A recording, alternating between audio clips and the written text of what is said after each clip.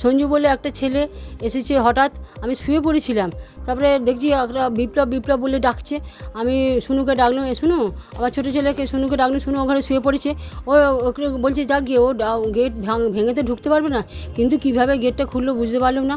যখন নিচের ভাড়াটাদের গেটটা ঝাঁকাচ্ছে, তখন ভাড়াটারা বলছে আমি বিপ্লবকে ডাকুন, বলছে আমরা কেন ডাকবো, তুমি ডাকিয়ে যাও, আমরা নতুন এসেছি, আমরা বিপ্লব পল্লবকে চিনি। আমার ছেলে বোধহয় ওই বিজেপি করে বলে না কি জানি না, আমি বুঝতে পারিনি, কিন্তু ছেলে তো আমার 2 দিন হলো বাড়িতে আছে, তার আগে তো বাইরেই ছিল। কিন্তু এখন আমার ছোটো ছেলেকে বলছে তুই নিচে সকালে বেরোবি না তো, তোকে এই আমার কালকে থেকে হাত পা এমনি নার্ভের প্রবলেম আছে, কালকে থেকে আমার প্রচণ্ড হাত পা কাঁপছে, বুক ফাঁক করছে, আমি ঠাকুর পুজোই করতে পারিনি, এখন গেছি চান করে। আমি সর্বৈবভাবে এটা অস্বীকার করছি, এর সাথে তৃণমূল কংগ্রেসের কোনো সম্পর্ক নেই।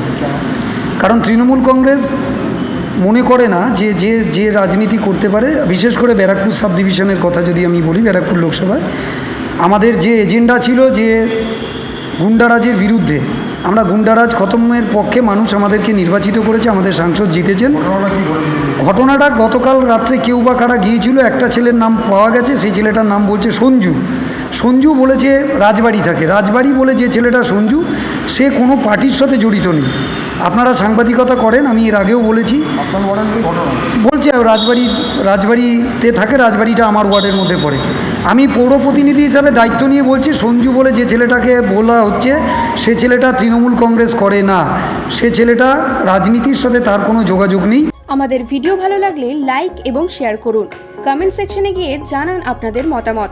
আরও ভিডিও পেতে আমাদের চ্যানেল সাবস্ক্রাইব করুন এবং প্রতি মুহূর্তে খবরের আপডেট পেতে প্রেস করুন বেল আইকন।